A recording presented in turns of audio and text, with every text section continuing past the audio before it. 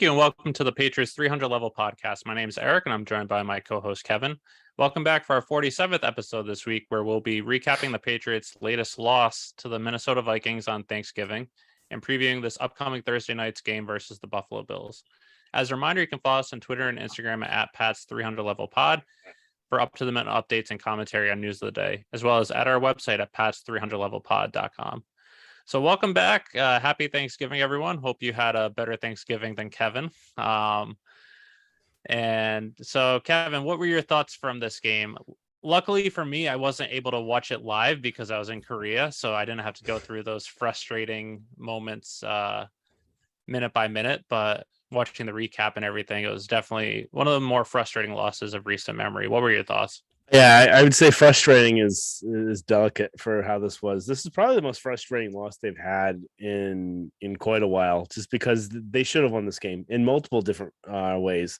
Yeah, and the game the most frustrating game besides this one that I can remember is the Eagles in like 2013 or so, when Nate Ebner did like the onside kick. I was at that game, and like for me, that's the most frustrating regular season game I've remember, and this was like up there with it. Yeah, this is up there for any of the ones I can remember off the top of my head, at least. And just adding to the fact of being frustrated the whole day with losing our whole Thanksgiving food with the table collapsing. So not a great day for me. So yeah, it was not a good game. So a variety of different things. Number one, the offense came out looking really good. We had said last week where they are going to look better because the the Vikings defense actually isn't anything spectacular. It's middling defense at best. I think 19th is where they rank overall before this game. So we knew they were going to have some opportunities, and where they going to be able to strike, and they were, and that was really good. I think Patricia had some a really good what's it called? A script for the beginning plays. I thought they really dialed some things up really nicely. But when push came to shove at the end of the game in the fourth quarter, everything just went to hell, where they changed what they were doing. They, instead of trying to go down the field up the seams, they're going back to the throws in the flat and being really cautious. And this is not really how you play against this Vikings team. And I think the play calling really suffered, especially when it got towards the end of the game.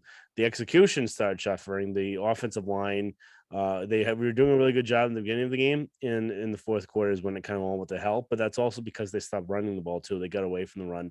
They weren't doing a great job running the ball, but you kind of saw it with the Vikings where they weren't doing a good job running the ball either, but running it consistently helped set up the play action and help set up other plays where the Patriots at the end were just throwing the ball the whole time. You knew it was going to happen. So it kind of increased or decreased. It increased the predictability of what the Patriots offense was going to do. So between that and just the execution, we're going to get into all of this afterwards, but special teams where either one of those two plays cost them the game. So if you eliminate one of them, they would have won.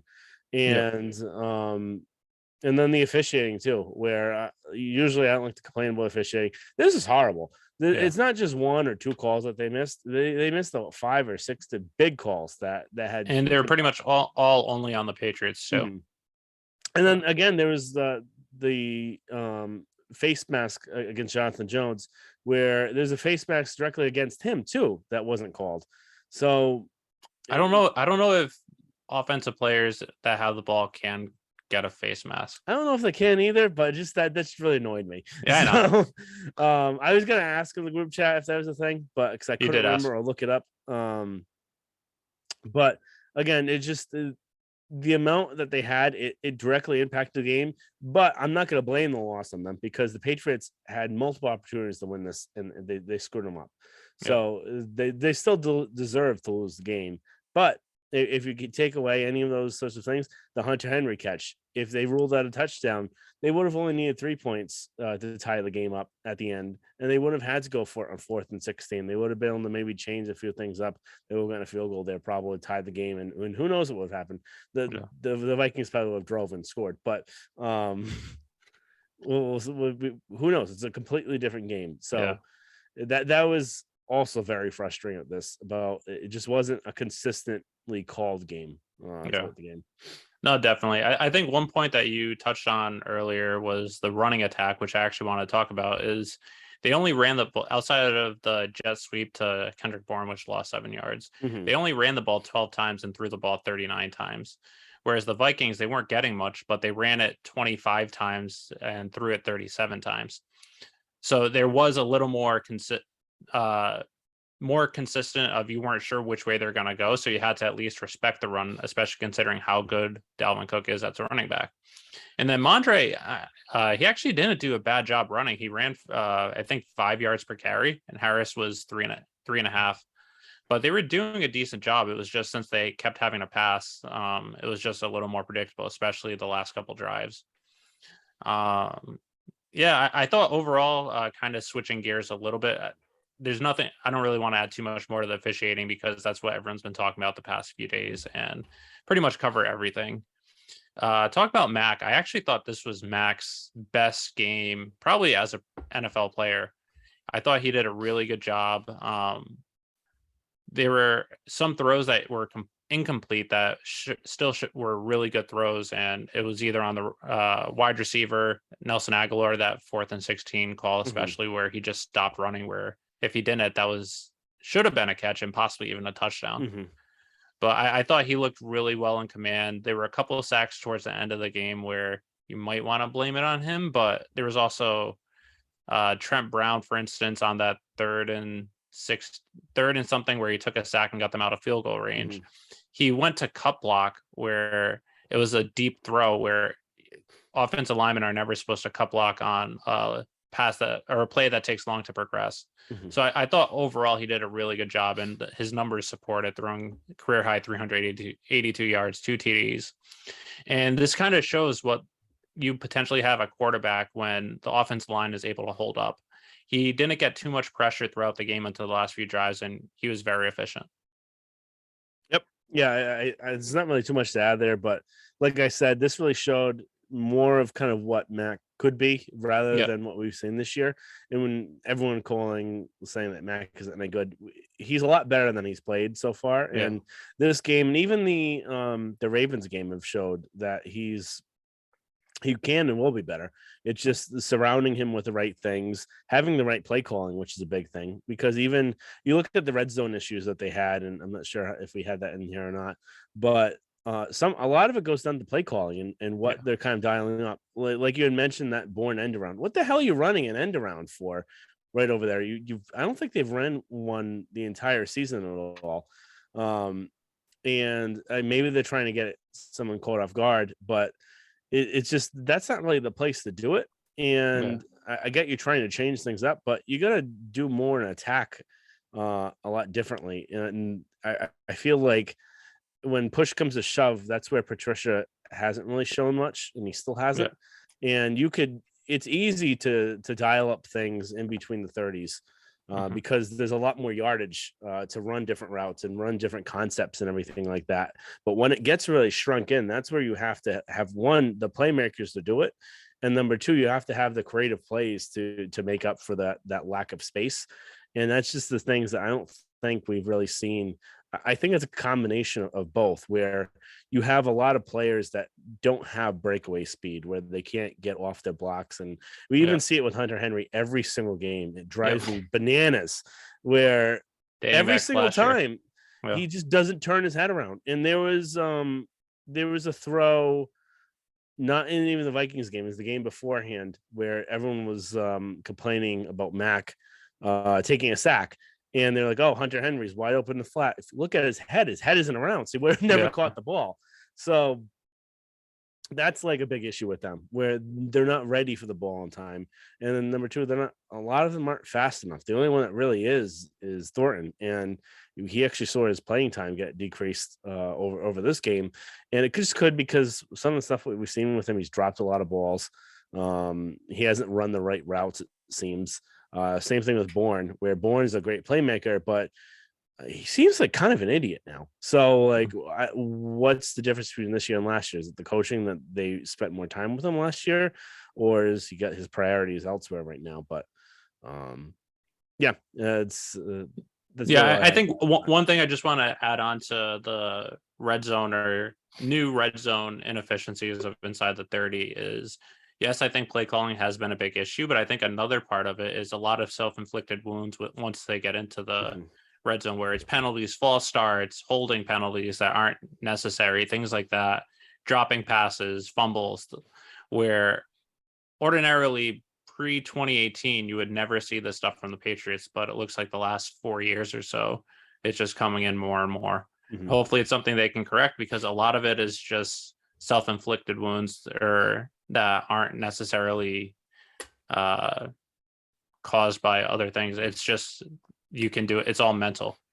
Yeah, and just the amount of mistakes that you see with the penalties, just Yeah. penalties alone, the Yep. amount of holdings and legal block in the back. So really, any of those sort of false starts, Yep. all of those different ones is insane this year. The amount that they have is just putting them in a position to not really succeed.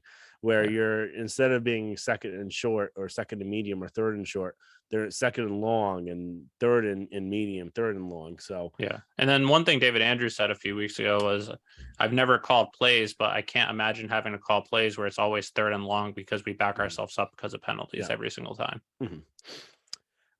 Going on to the defense now, kind of switching gears. It was I don't really know how to describe it. Yeah. They had some good stretches, they had some really bad stretches. And then also Jefferson, there's just some plays and you just say, wow, Yeah. he's just that good where Yeah. you could do everything right and he'll still make the plays. Um, which also kind of brings me to a point where, is this something where the Patriots need to realize that they need to kind of invest more in a playmaker where they can kind of elevate the whole team? Where you look at some of the stuff that Justin Jefferson could do, and even what Diggs did in Buffalo, Yeah. is that really the mold? And you look at even Chase and the Bengals. A lot of these teams have this dominant wide receiver, and it seems like this is the way the Devontae Adams of the Raiders. Is this something that the Patriots really need to do? And maybe they think they have it in Thornton, but he's still kind of small. So do you need to go out and get this year or next year in the draft one of these high profile wide receivers? Where I always was against doing something like this. This is based off what the Patriots scheme is. It where it's really predicated on the slot and everything like that. But Yeah. just seeing the way the NFL is going lately and how much of an impact they can have, it's just something I think about too. Yeah, I think it's a good point. I don't think they necessarily need one, but I also think, say we go back to the 2020 draft and Patriots had the 21st pick instead of the 23rd pick.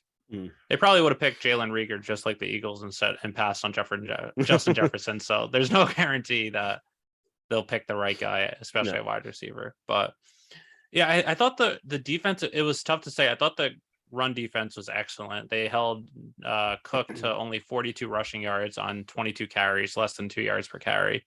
But they made Kirk Cousins look like a Hall of Famer on prime time, where he's horrific in prime time. Cousins was 30 of 37, 299 yards, 3 TDs, and an interception. Jefferson had 9 catches, 140 yards and a touchdown. Thielen, 9 catches, 61 yards and touchdown. And then Hawkinson, who is one of the better tight ends in football, 5 catches, 43 yards and a TD. But he's someone that earlier in the year when you played the Lions, I think you held catchless.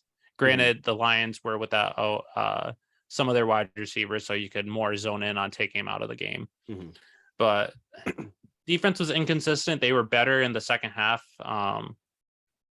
If you take away the kick return for a touchdown and you take away the fourth down running into the punter, they only gave up, I think, 3 points, 3 points in the second half. Mm-hmm. So they did a pretty good job, but granted, they did give up that fourth down and then they allowed a touchdown after that. So it's tough to say. There were some good moments, some bad. Pass rush wasn't able to do anything except for one Josh Uche sack, and this defense is predicated around getting to the quarterback. I thought Jonathan Jones, even though Jefferson had a big game, I thought Jonathan Jones actually played sneakily well. There were some things where he was in good coverage and it was just a great throw, great catch. And there were some other things where he was in zone and he was able to make a good play. So even though he's your number one cornerback and the number one receiver, went off for 140 yards, I still thought he had a sneakily good game, even though the numbers might not dictate that. Yeah, the only thing I challenge on that is just the two face masks are kind Yeah, of that's inexcusable. fair. Where those weren't just to make a tackle where you Yeah. need to it just slip. They're just unexcusable penalties at those No, points. that's fair, and I'll agree with that. Anything else on the defense, or you want to head to special teams? No, that's pretty much it. All right, the special teams I already kind of touched upon. Where this team again, they spend so much money and resources on special teams in order to have the special teams kind of screw them in this game. They had the kick return for a touchdown where you knew this was a good kick returner. And part of the reason why too is that Nick Folk was doing kickoffs where if Jake Bailey was there, they probably would be kicking it out the whole time. But I think Mike Reese said that out of the 7 kickoffs, only 2 made it into the end zone. yeah, so we know that Folk doesn't have that big of a leg to do it. But then the other thing though too was just the punt block where that's you need to be making proper technique and proper form. You just can't go running into them. It's just that simple. And if that didn't happen, the touchdown never would have happened. It'd be a completely different ball game. And the Patriots probably would have won it. So one of those two different scenarios. So especially the punt return, I would say is even bigger because the kick return, there's still a chance that they after they return it, they drive and get a touchdown. Yeah. The punt return, you were getting the ball back.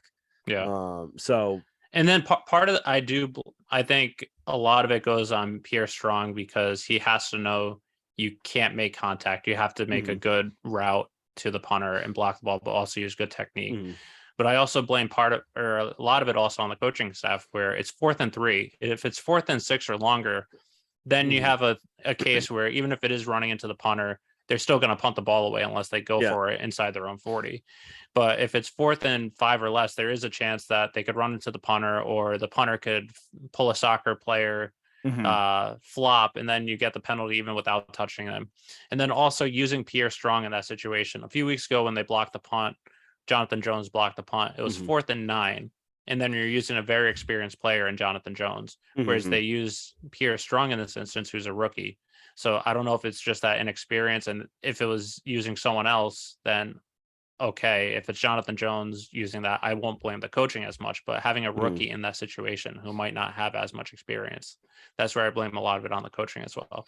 Yep, that's a big part too. I was going to mention too that I forgot to mention. So great point there. Anything else? Just another thing on special teams is the inconsistent punting, where we've seen that all year with Jake Bailey, but also Pilardi. He had some really good punts, but he also had 2 punts under 35 yards in a dome without wind. So it's granted, none of them were as bad as Jake Bailey's last punt before he got hurt. But if you're in a dome, you have to at least consistently do 40-something yard punts at a minimum, or if it's within like the 50, have high hang time, and even if it's not as much yards, have it not be returnable. But I don't know. Special teams once again starting to kick them in the ass like last year. But at least the good thing was Nick Folk was back to his old self.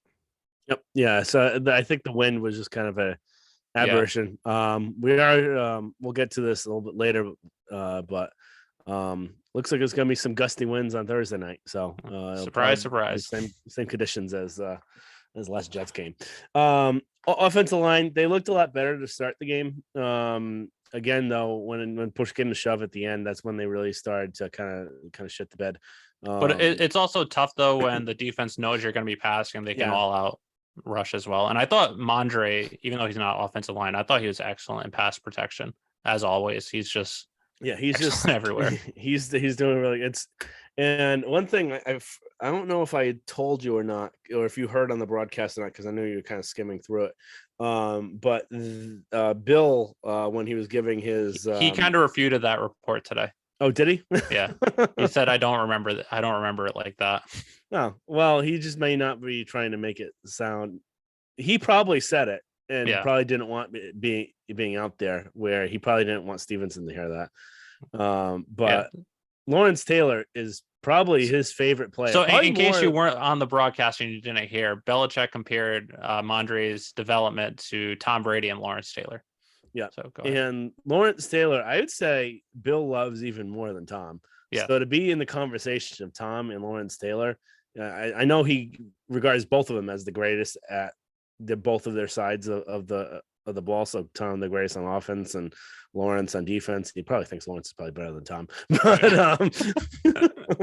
but to be compared in that same sentence, he loves him, and every week he's talking about the progress he's made. I love Stevenson too.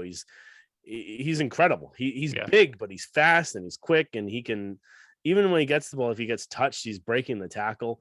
Then his pass protection too, which is underrated, but that's one of his best parts this year, which is surprising. Yeah, and that just got me wondering. I was gonna make this one of the questions. I forgot to add it, but I'll just ask it now. Do you think he gets an early contract extension because of? I've actually been wondering that this week, and I think he might. He can't get it this year because it would have to be after next season. Yeah, where it would be after his third year, and he only has 1 year left. I could see the Patriots giving him maybe a 3-year contract, so in total it's 6 years. But it's going to become one of the questions we ask later. But he's being used so much where I wonder if I don't think they're doing this intentionally, but in the back of their minds, they know they could just run the hell out of him and waste him. In 4 years, he's done. Yeah, so that could be it. Yeah. All right, moving on because it's taking a while. Penalties, miscues. We already talked about that. We're going 3 up, 3 down. We have very similar ones, I think. So if you want to give your first one. First one is Mac. Best game overall, in my opinion, in his career. He was 28 of 39, 382 yards, 2 TDs, no interceptions. Really good command of the pocket. He did get a couple sacks towards the end, but I don't know if I really blame them on him because people were saying throw it away, but if you actually look at it, there wasn't really many places he could have thrown it away. So I thought he did a really good job. Yep, I had Mac as my first up as well. I thought he did a really good job. One of the best games he's had, even though it was a loss. And we're kind of seeing a lot with him. With a lot of his good games are losses. There's the Cowboys game. There's a few other ones last year. Bucks. But yeah, a really good game. I think his kind of biggest miscue was just the that sack, or I think it was kind of as a net negative or maybe a positive 1 yard where he ended up sliding before the half, where he should have thrown that one out of bounds. But if you look at it, he was still in the pocket and there was no one open. And if he tried throwing it short of their feet, he was actually covered where he couldn't have really thrown it away too much. If he used more situational awareness and if he knew he wasn't going to be able to throw it, try and find someone and throw it at their feet or get out of the pocket to throw it out of bounds. But yeah. All right. But then the other thing though too, that throw he made to Aguilar was a dime that just pissed me off that he stopped running because that was going to be a touchdown if that happened, or at least been tied right in the 5 yard line. Next one, Mondre, once again, 7 rushes, 36 yards, over 5 yards to carry, 9 catches, 76 yards, and then just elite pass protection out of the running back spot. Yep, I had Mondre as well. Nothing out there. Who's your last one? Offensive line, especially considering how bad they've been in the past few weeks. For them to hold up and to be as good as they were for almost the entirety of the game was impressive. Yep. My last one was Lawrence Guy. I thought he was a stout in the run defense. I think this is probably one of his best games he's had in 2 years. Because I know last year he started to fall off a little bit. I thought him and even Godchow and even Aquale did really good in the run game. I also had Folk as an honorable mention just because after missing 2 kicks a few weeks ago, sometimes for kickers that could get in their heads, but once again, 4 for 4 field goals and then made all his extra points. So it's the Nick Folk of Nick Folks. Yep. 3 down. Looks like we have the same, so I'll just go with mine first. Pierre Strong. For someone that doesn't play much, you have to know situational football, and you have to, when you're put in the game, you cannot make mistakes. And he made a mistake that ended up being crucial. Yep. Probably the biggest mistake that they made the entire game. Yep. So I went with him as well. Next one, not Jason McCourty, Devin McCourty. Yep. And you could tell where he's starting to slow down. He's still fast, but not as fast as he used to be. And there's just a few plays where you can kind of tell, and maybe part of it was also Justin Jefferson being as good as he is, where it just kind of really brought that out. But there were situations where McCourty of a few years ago probably would have made the play. Yeah. And there were a few times in this game, and then also we've seen this even dating back to last year too, where we mentioned it on our podcast a few times, where he just takes the wrong route to the receiver. Where I don't know if it's that shouldn't, as you get older, that shouldn't be the case unless you think you're faster than you are and your speed is declining. Where it seems just more mental mistakes where you take the wrong route, and then because of that, you let the guy get by you. And he did that a few times this week, and he's done that a couple times throughout the year and did it last year too. So just something to keep an eye on. But he has been playing 100% of the snaps almost every game the last 10 plus years. So something to keep an eye on as his legs are getting up there. Yep.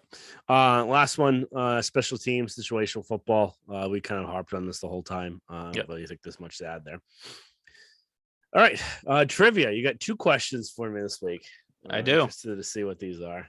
So first question, as of right now, Ramondre Stevenson is leading the Patriots in receptions with 50. Jacoby Myers has 49. Has a Patriots running back ever led the team in receptions? Yes. Who and when? Kevin Falk. No.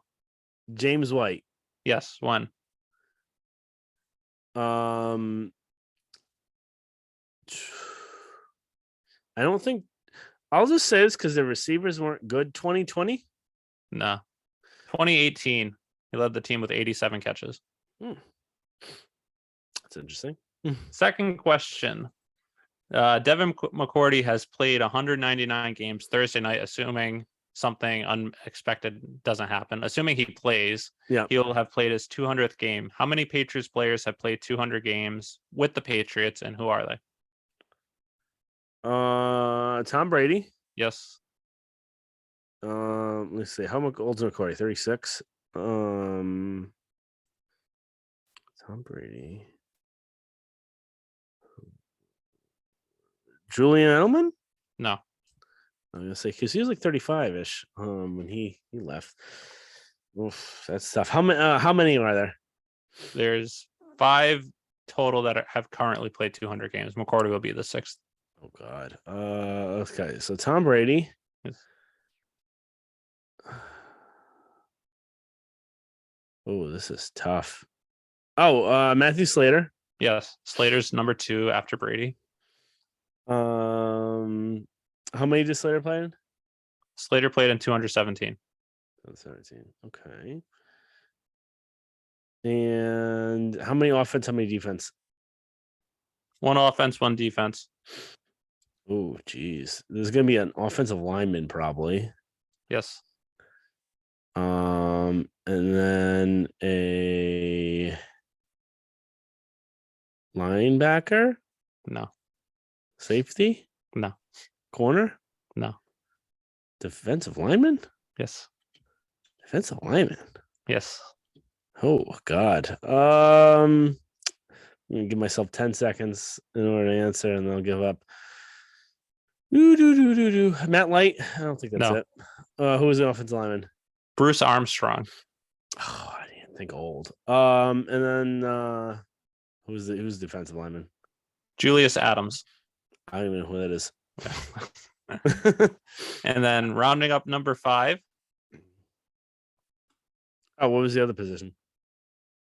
Special teams. Special teams. Oh, Gil Santos? No. Gil Santos never played. No? Oh, what was the guy's name? Gino Cappelletti. Gino Cappelletti? No.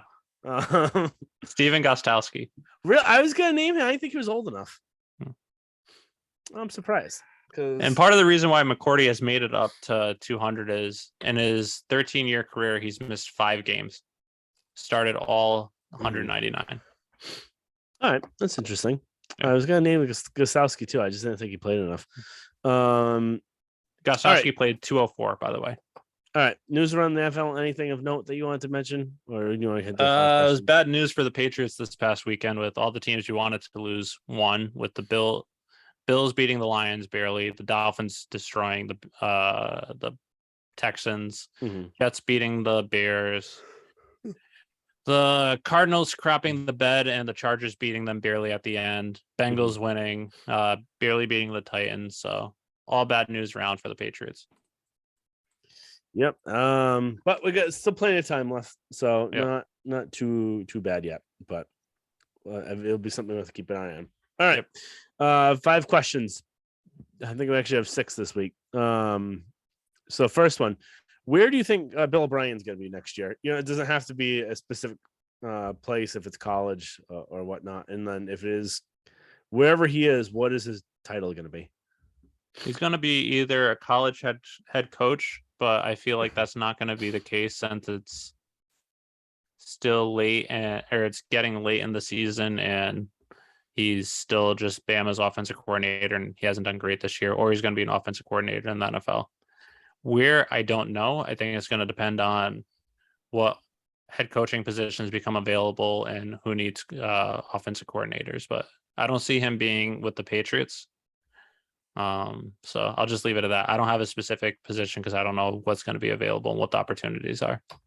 Yeah, this was interesting. I thought when I thought of this because it was like really interesting because everyone wants him back. I don't think he'll be back. I think if he is back in the NFL, it won't be as a head coach at first. He'll be an offensive coordinator, like you said. I think a good spot for him would be with the Raiders. That way, you give Josh more of a chance to kind of coach the whole team rather than be like an offensive coordinator. And I think that would be really good for him.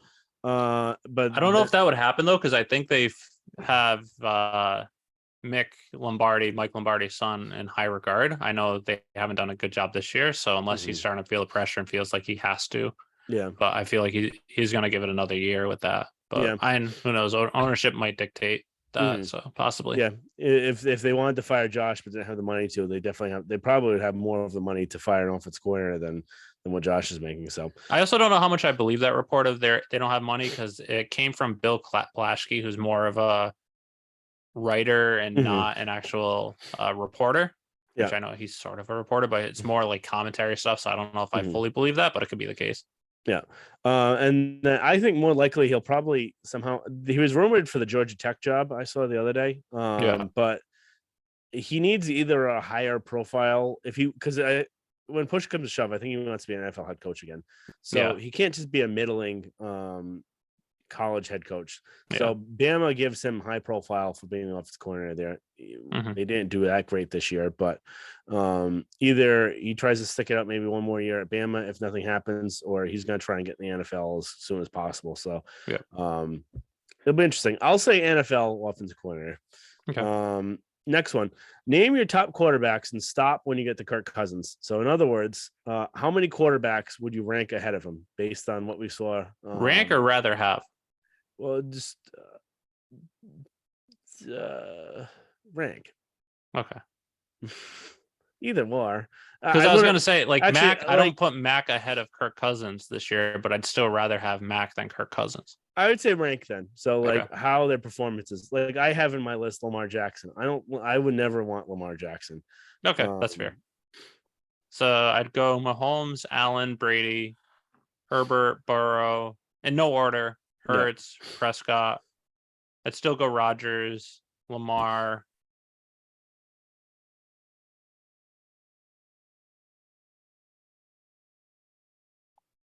Jimmy, assuming he doesn't get hurt. And I'll stop there.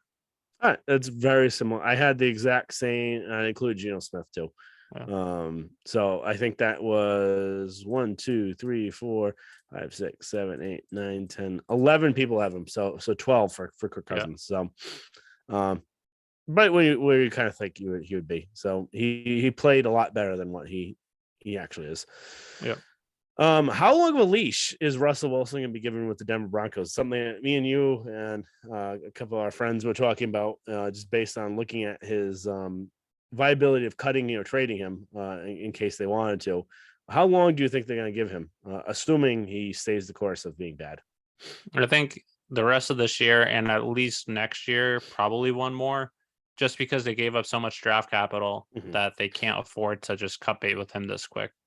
Because right now they're projected to come and have the 2nd overall pick, but they traded that to Seattle, and they traded the following year's 1st round pick to Seattle, and I believe they also traded both 2nd round picks too. So they're pretty much stuck with him because of that draft capital that they gave up. Yep. So I think what they're going to do is they're going to fire Hackett and then try it with a new head coach. See if the new head coach can get anything out of him, and give him maybe a year to see if he can get anything out of him. If they can't after next year, that's when they would have to cut bait with him. Cut bait with him. Get a random quarterback to tank for you. So you cut him so you can stack up the dead cap and then draft number 1 overall pick the following year and have cap space after that. Yep. Now kind of going into Wilsons that aren't doing well. When's the next time Zach Wilson's going to start for the Jets, barring any injury to White?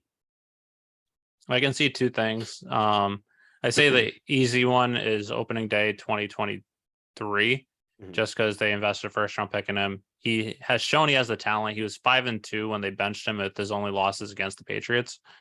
But I could see either 2023 where they bring in like a Jacoby Brissett to compete with him, but he gets the gig to start. Or if Mike White shits the bed and then they don't trust Joe Flacco, I could see them turning the reins back over to him before the season is over to try and like right the ship. Yep. Yeah, I would say if Mike White goes on a losing streak of probably 3 or more games, that's when they would switch over to Zach.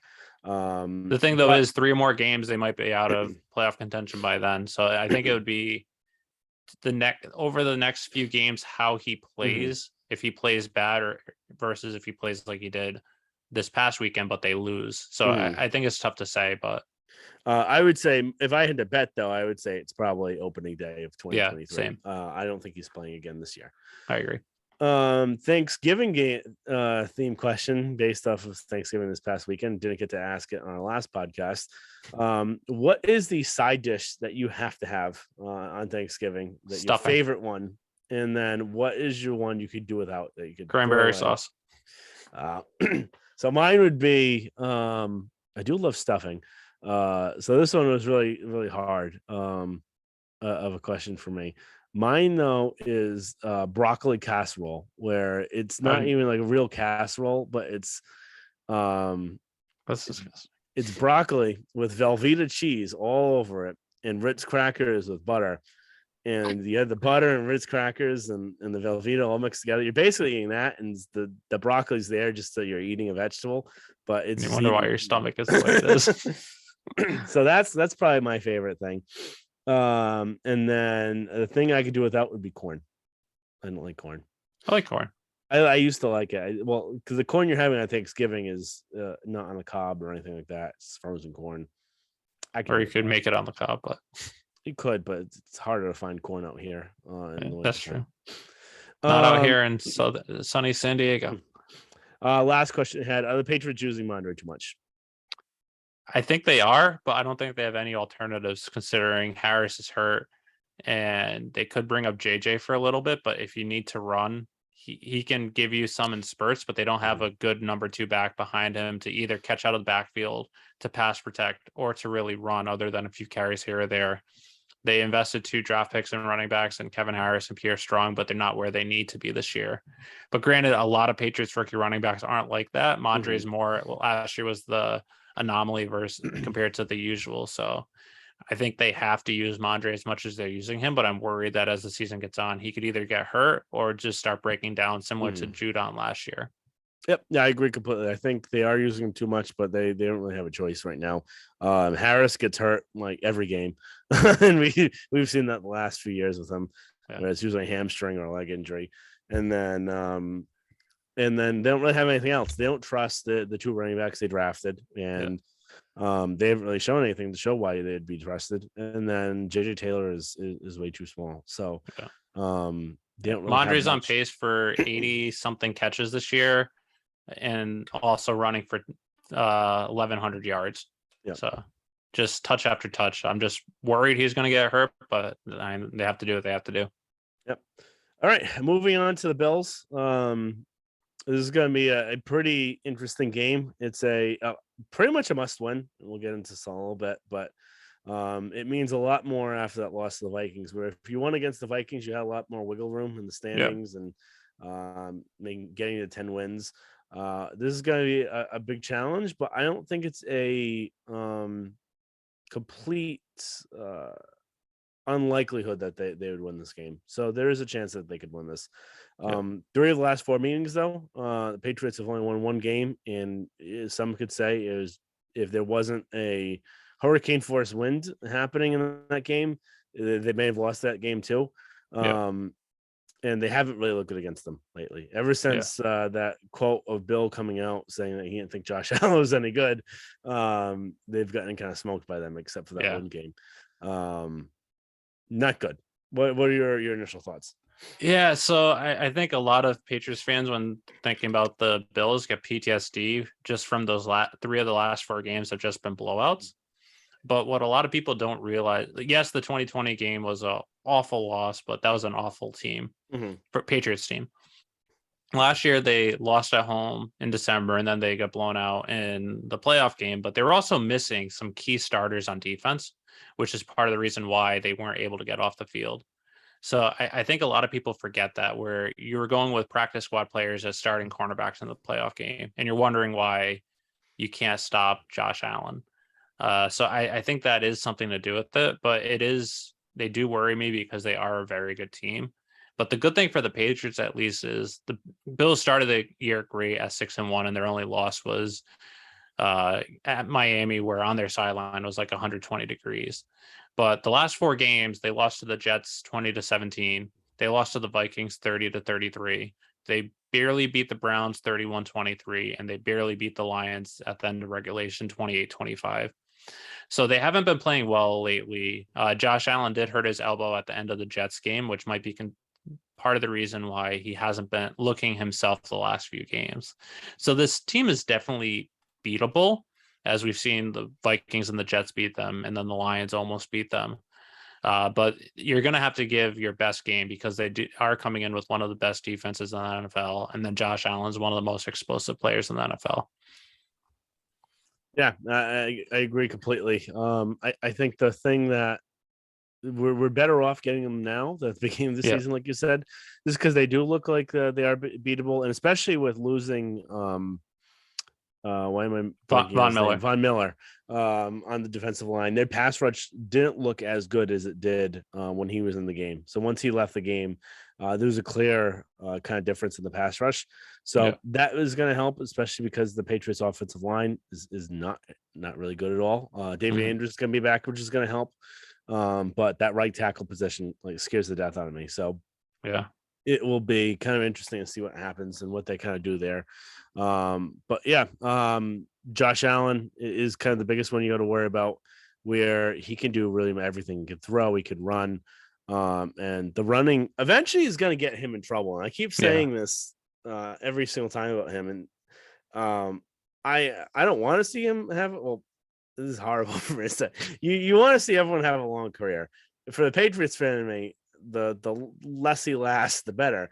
But as like an NFL fan and a fan of a sport in general, he should be putting his body through as much as he does. He Yeah. needs to stop, because what he's doing is he's getting what, an extra yard for trying to take on a block or anything like that. Yeah. It's not worth it, and he eventually he's gonna get hurt, and he got hurt on the elbow. It wasn't really in the same situation, but he's putting a lot on his elbow right now with that. And Yeah. you look at Cam Newton. Cam Newton's out of the league he was what, 31, 32, and he needs to, in his best interest, he needs to slide Yeah. at least, and he Yep. doesn't do that. So that's the one thing with Josh. I'm going to say, last year I refused to put him in the elite category after that Kansas City game, even though most people were doing it, because I said I needed to see him in a playoff game actually win the game. The hell with that. I'm going to say he's an elite quarterback. So you have to take care of him, and you have to take care of Diggs is kind of the biggest one. Him and Gabriel Davis are the 2 big threats that you have. Yep. And even McKenzie too. Dustin Knox, you kind of took care of last year. And But the Patriots have shown that traditionally they're good at covering tight ends. yeah. Hawkinson last week was kind of the exception, but But this is going to be another big scenario where you have really you got 3 wide receivers you really have to be worried about. yeah. And this last week, because Diggs and Jefferson, you could say that they're almost the same type of wide receiver. I think Jefferson's actually a little bit better. But you have that, and then Gabriel Davis is kind of the Thielen to that. So are you able to take care of both Diggs and Gabriel and McKenzie and Dawson Knox Yeah. and Singletary? It's just going to be a big challenge, and I'm hoping that they're up to it. But it'll be a really big challenge for this defense.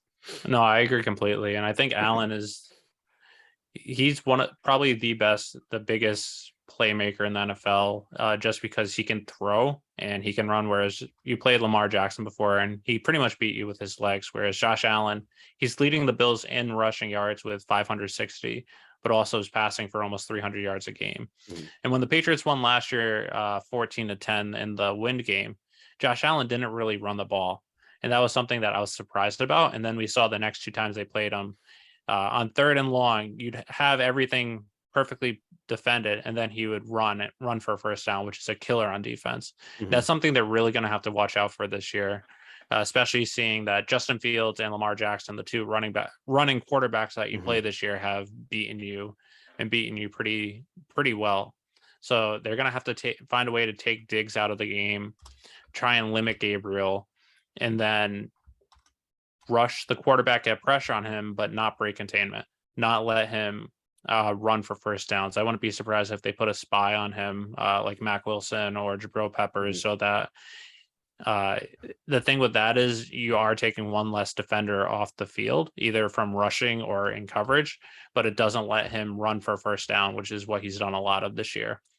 One good thing for the Patriots, though, is this Bills offense does turn the ball over a lot. They've turned the ball over, I believe, 19 times.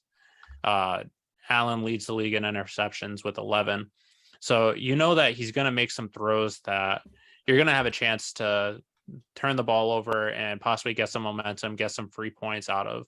So that's something where you have to take care of your opportunities when given to you. You can't drop any interceptions or easy interceptions like we've seen a couple times in the past. So that's what the defense is going to have to do. It's definitely a tall order, where this is one of the best offenses they're going to be facing this year. But the defense does have the speed, which they didn't last year. And then also part of me thinks this is more optimistic than what I've actually seen with my own eyes the past few years. But the Bills offense has shredded this Patriots defense 3 of the 4 last times they played them, all in prime time. And I feel like, or the regular season one last year wasn't, but it was the 4:00 game, I believe, and one of the only games on. And I feel like Bill Belichick spent all offseason finding a way to scheme this Bills offense, and he'll find a way to at least limit it. So that's my only saving hope. But what we've seen from Justin Fields and Lamar Jackson doesn't give me any proof it's actually going to happen. But there's a little part of me that thinks Bill's going to show some magic on Thursday.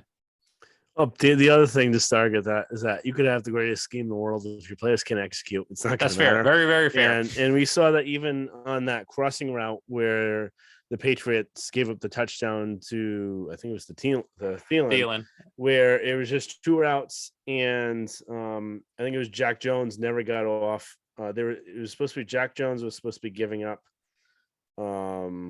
his guy and going with Thielen, and it was Peppers. Or Pepper. Something happened where someone didn't give up the guy, and then that's why Jalen Mills looks like he got burnt. But he was supposed to be having help, and he had nothing. It was Peppers. Yeah, so you could have the greatest scheme. You just need to have the player execute. So and also just switching to the Patriots offensive side of the ball, they're going up against one of the best defenses in the NFL the last few years, and ever since McDermott has taken over as the Bills head coach in 2017, I believe, even when Brady was here, this team has had trouble with the Bills defense. So McDermott knows how to stop the Patriots offense, but also they're 5th in points allowed with only 18 points allowed. They're one of the best red zone defenses, where the Patriots are the 2nd worst red zone offense. So they've given up a lot of passing yards, 220, but a lot of times they're leading, so teams have to throw the ball. So that's kind of a miscued stat, but they're also 3rd in the league in interceptions with 1.2 per game. So they're going to be getting some takeaways. So you have to protect the ball. You can't be throwing some errant passes, because they'll capitalize of it. Good thing with Mac is the last 3 games, he hasn't had any interception worthy throws. And as long as offensive line holds up a little bit, hopefully that stays. But they do have some playmakers, where we saw last year in the playoffs where was it Poyer had that insane interception. It was actually a pretty good throw by Mac, but just a great play. So this defense is good. They're legit. They're one of the best defenses in football, and the Patriots offense is going to have their hands worth trying to move up the field and score some points, especially with the play calling. Yep. Yeah, I agree completely. Anything else you want to add about the defense, or you want to hit to the predictions? Not really. Just I think the keys to the game is don't let Josh Allen scramble for first downs, especially on third down and third and long.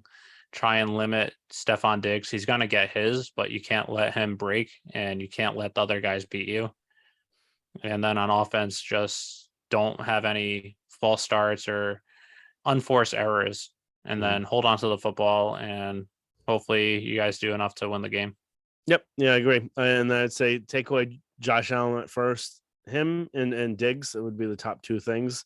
Yeah. And then try and let the other players beat you where Gabriel Davis can, but it's a lesser two evils for that. So yep. All right. So Patriots going into this, they were the Bills were favored by 5.5 going in, but now it's down to 5, according to Barstool Sportsbook. Over under is set at 43.5. Part of me is actually kind of thinking about changing my score just now that I'm thinking about the wind. It's supposed to be windy on Thursday night. And we saw it happen with the Jets game. We saw it happen with the Bills game. I think they're still going to throw more. I'm going to subtract 7 points from each. So I don't think I can do this in my head. While you mentally prepare yourself, I'll give my prediction. All right. Since I know you're not the best at mental math. I'm using a calculator. All right. It's tough because mine isn't based on what my eyes have seen this year. It's more a little what I've seen, the better offense this past week, along with the speed on defense and just a gut feeling. And also that since this is kind of a must-win game, I have the Patriots squeaking out a win, 24-22. I think they hold the Bills to 3 field goals, and then at the end of the game, the Patriots are up by 7 points, or they're up by 8 points. Bills get a touchdown and then go for the 2-point conversion, but don't convert. Hence 24-22. I don't see the Patriots scoring 5 times on the Bills, but I could see the Bills scoring 5 times on the Patriots, just limited to field goals. That's interesting. I've got 2 predictions now based on how the wind is. Okay. So one would be if the wind is gusting greater than 25 miles an hour.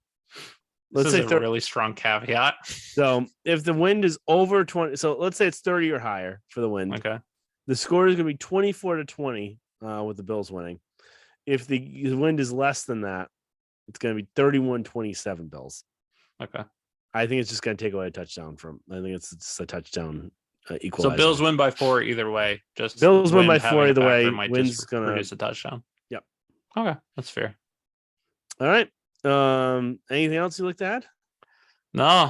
Hopefully we're in a better mood when we see you guys next, where the Patriots squeak out a win and advance to 7-5. But if not, gonna have their work cut out for them the last 6 games. So should be interesting either way. Should be a good, fun Thursday night. Glad that I'm on the West Coast and game starts at 5:20 for me, and I can be done by 8:20 and have time before going to bed and not be frustrated. Yeah, that was the other tough part where that's one of those games you just can't sleep afterwards. So I'm hoping that's not gonna be the case here. I'll have a little bit of time to decompress while I'm driving home, but that's true. So I'll run my car off the road because of that. But anyway, glad to talk to you guys again with Eric. He's back in America. Yeah. And talk to you guys next week. Hopefully a Patriots win. Subscribe, rate, and review on all of your podcast platforms and YouTube as well. Check out us on Instagram and Twitter at Pat3level and we will start blogging at some point a little bit more. Just things have gotten in the way with everything. So you can check us out on Pats300levelpod.com once we get that going a little bit more. So thank you guys for joining, and I look forward to talking to you next week.